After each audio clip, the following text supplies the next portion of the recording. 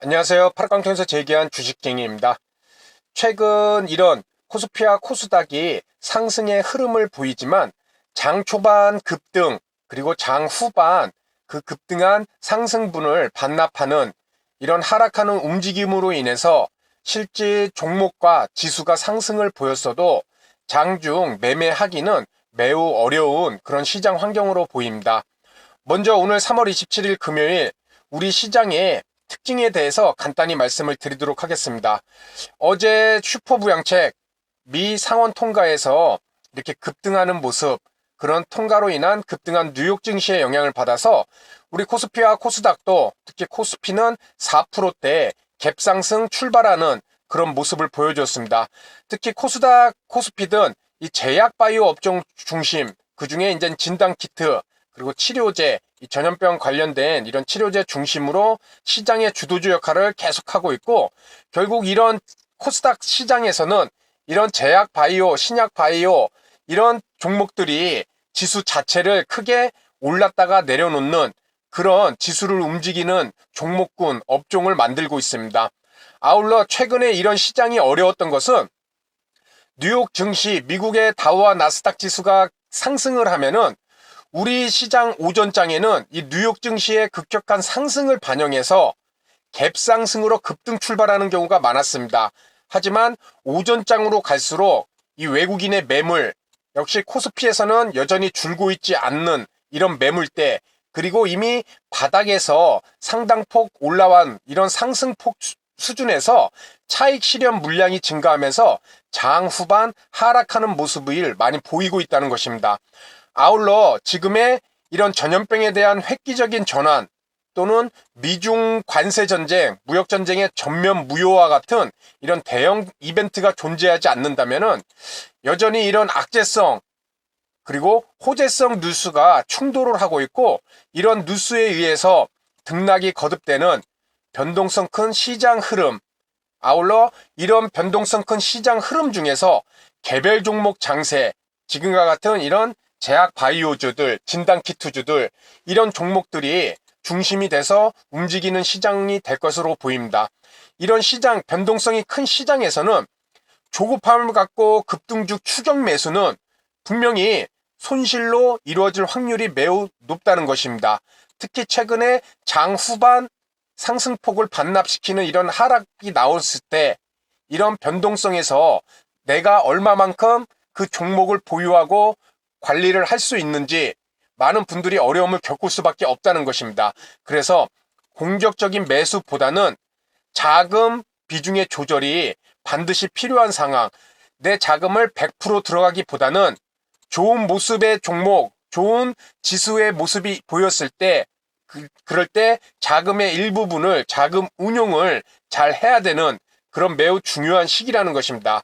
아울러 여전히 수익성보다는 손실을 최소화하는 이런 투자 마인드와 적정 수준의 현금을 마련해 두는 이런 것이 중요한 시기라 이렇게 보이고 있습니다. 오늘 말씀드릴 내용은 우리가 주식 투자를 함에 있어서 아마 뉴스든 또는 뭐 전문가든 이런 내용들을 매매하실 시 많이 참고를 하실 것입니다. 그런데 참고는 어디까지나 참고일 뿐이고 결국은 내가 어떻게 생각을 하는지 내 기준에 의해서 주가지수든 종목이든 분석하는 것은 매우 중요하다는 것입니다. 왜냐하면 항상 그런 외부의 뉴스 또는 외부의 소식에 의해서 이런 지수의 움직임을 판단을 하거나 또는 종목을 선정할 때 그러한 외부의 소식에 의해서 종목을 선정한다면 결국 내가 아무리 주식 시장에서 5년, 10년 투자를 했어도 그렇게 외부에 의해서 의존해서 매매를 한다면은 분명히 자기 발전이 생길 수가 없다는 것입니다. 돈을 잃고 지수를 잘못 읽지를 못하더라도 스스로 계속 분석을 하려고 노력해야 왜 이 지점에서 내 분석과는 다른 모습이 나왔고 왜 이 종목은 내가 생각한 대로 방향이 나오지 않았을까? 그것을 다시 복기를 하고 계속 개선을 시켜 나가야 점점점 자신이 이 시장을 분석하고 종목을 선정하는 안목이 높아진다는 것입니다. 먼저 우리 이 코스피 시장도 봤을 때 우리가 이미 지수가 모든 시장이 다 무너질 것처럼 그렇게 했지만은 실질 이 저점을 만들고, 그렇죠, 전저점에서 하락폭만큼 이렇게 큰 폭의 하락이 나왔지만 그 하락폭의 절반 정도를 또 이렇게 상승분으로 메우는 이런 상승이 최근에 일어났습니다. 그렇죠. 상당히 진짜 전 세계가 망할 것처럼 그렇게 보였으면서도 또 오를 때는 또 이렇게 급격한 모습, 급격한 상승 흐름도 나오고 있다는 것입니다. 이런 모습 속에서 앞으로 우리가 주가 지수를 분석을 하고 또 내 생각이 예측을 할 때 이런 상황에서는 항상 자기 스스로 경우의 수를 생각해 볼 필요가 있다는 것입니다. 지금의 주가 지수의 움직임, 이렇게 큰 폭의 하락이 나왔죠. 거의 5일선을 타는 급락의 모습, 그리고 V자 반등 형식의 기술적 반등이 나왔습니다. 그렇죠. 그리고 윗선에는 21선이라는 이런 우하향하는 매우 중요한 이평선이 존재하고 있는 그런 모습도 보여주고, 또 5일 이평선과 여전히 이격도가 크게 벌어져 있기 때문에 지수가 하루 종일 위에 허공에서 변동폭이 큰 그런 모습을 보여주고 있다는 것입니다. 이런 차트의 모습에서 내가 과연 지수의 앞으로의 움직임을 어떤 방향으로 생각할 수 있을지 스스로 머릿속으로 여러 경우의 수를 그려볼 수 있다는 것입니다. 지금 현재 이 두 개의 선이 지수 하락과 반등한 모습, 그 모습을 나타내고 있는데, 여기서 우리가 가장 좋은 시나리오는 V자 반등이 나오면 가장 좋겠죠. 21선을 강하게 돌파하는 모습, 그렇죠. 실질적으로 그런 모습이 나오기 위해서는 개인의 힘만으로는 힘들 것이고, 외국인과 기관의 매수가 같이 동반돼서 들어와 줄 때 이런 강한 V자 반등이 지금의 이런 하락을 메우는 이런 모습이 나올 수 있으리라 생각이 됩니다. 다만 지금처럼 이런 큰 폭의 하락과 V자 반등에서 21선이라는 매우 중요한 이평선이 우하향하고 있다. 21선이 또 한편 저항선으로 작용할 수가 있다는 것입니다. 5일선을 뚫고 올라오고 11선을 뚫고 올라오고, 그리고 지금 5일선이 11선을 골든 크로스한 이런 모습도 나타나고 있습니다. 어떻게 보면 우리가 매우 급락과 급등이 일어나서 불안정한 장세지만 시장은 이렇게 단기 이평선들을 조금씩 상향 돌파하고 또 재차 우하향에서 횡보나 우상향으로 돌리는 모습을 지금 만들어가는 그런 과정으로도 볼 수가 있다는 것입니다. 이런 모습을 봤을 때 지금의 이런 주가의 하락과 그리고 반등의 모습, 이 위치에서 우리는 방금 첫 번째 말한 V자 반등이 나오면 가장 강력한 모습이 될 수 있지만, 다시 이 위치에서 21선이 저항선이 돼서 하락했을 때, 그렇죠, 그 다음에 중요한 점은 이 하락하는 모습, 5일선을 지지하고 하락 이후 상승, 그리고 5일선을 지지하는 모습이 나올 것이냐. 그래서 짝꿍댕이 패턴을 만들고 다시 5일선을 지지를 하고 상승의 흐름이 나와서 21선까지 한번 돌파를 시도해 볼 것이냐. 이것이 첫 번째 시나리오로 우리가 볼 수가 있겠죠. 그렇죠. 그래서 지수를 볼 때 지금의 모습에서 1차적으로 하락이 나오는데, 하락폭이 5일선에서 지지를 받고 재차 상승하는 모습이 나오느냐, 그 모습도 우리가 생각해 볼 수가 있고, 또 5일선을 하향 이탈해서 우리가 잘 아는 이런 쌍바닥이죠. 그렇죠. 이런 쌍바닥을 만들고 지수가 다시 상승 흐름을 나타낼 수 있느냐. 지수가 하락했던 위치를 보면은 이렇게 삼중바닥, 그렇죠, 이런 모습의 삼중바닥도 만들고, 또 단기 이런 V자 반등, 그리고 21선 저항선을 맞고 내려오는 이런 모습, 그리고 몇 달에 걸쳐서 이런 큰 흐름의 쌍바닥을 만드는 모습, 이런 모습도 분명히 나오고 있다는 것입니다. 이렇게 됐을 때 이 21선을 횡보로 돌리는 기간을 만들어주는 그런 과정이라고도 말씀을 드렸었죠. 그렇다면은 지금의 또 한 가지 세 번째는 쌍바닥의 흐름을 만드냐. 첫 번째는 V자 반등, 두 번째는 5일선을 지지한 후 다시 재차 짝꿍댕이를 만들고 상승하는 모습. 그렇죠? 그리고 세 번째는 쌍바닥을 만들 수 있는 그런 모습이 있느냐. 또 최악의 경우는 우리가 봤을 때 최악의 경우는 이런 쌍바닥의 모습을 만들지 못하고 전저점, 이 전저점이죠.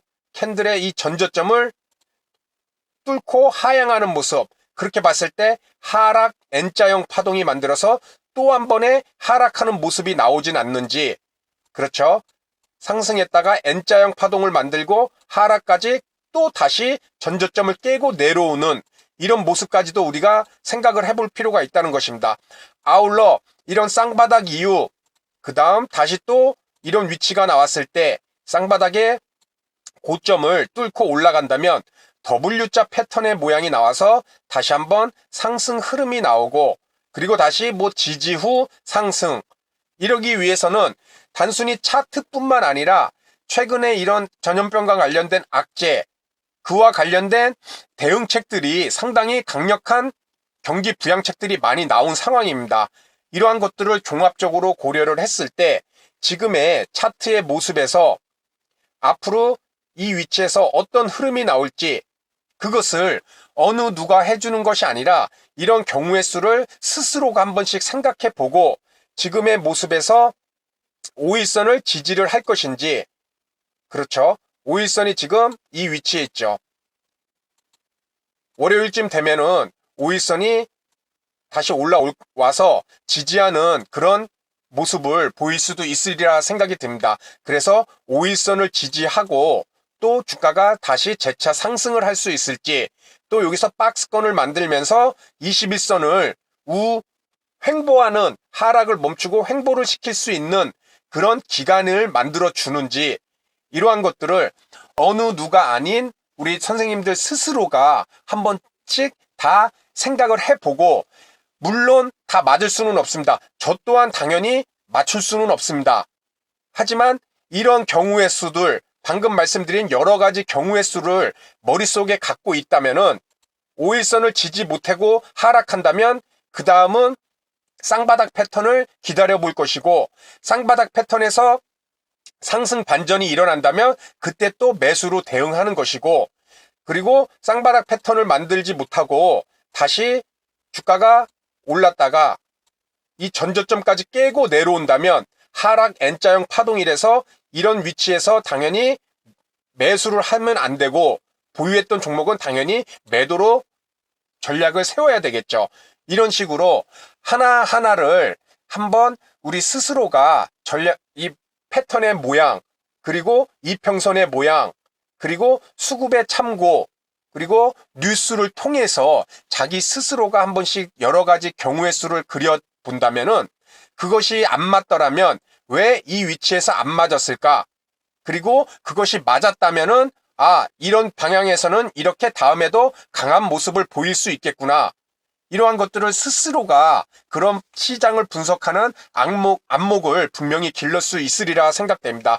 저 또한 수급을 매우 중요하게 생각했는데 3월 24일 날 외국인이 800억을 매도했습니다. 우리 시장 8.6% 올랐죠. 이렇게 적게 매도한 것만으로도 시장이 크게 올랐다. 이것만으로는 좀 부족하죠.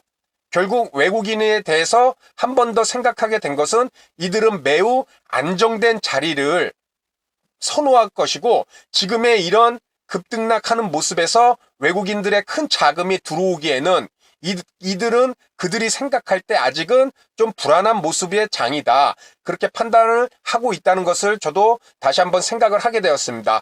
그렇기 때문에 자기 스스로가 생각했던 그런 기준들이 항상 100% 맞지 않는다면 지금과 같이 이렇게 스스로 또 수정해주고, 그러한 것들을 한 번, 하루, 이틀, 한 달, 두 달, 1년, 2년 하다 보면은 시장과 종목을 분석할 수 있는 자기만의 안목과 기준이 분명히 갖춰질 수 있으리라 생각됩니다.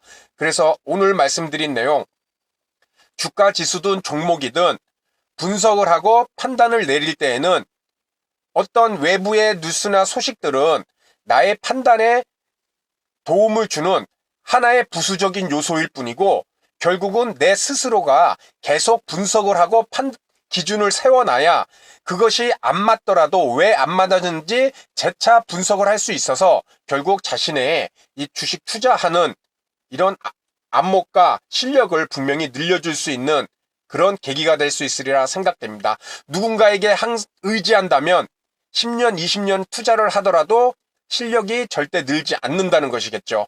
그래서 오늘 말씀드린 내용은 여기서 마치도록 하고요. 다음 시간에도 좋은 내용으로 인사를 드리도록 하겠습니다. 감사합니다.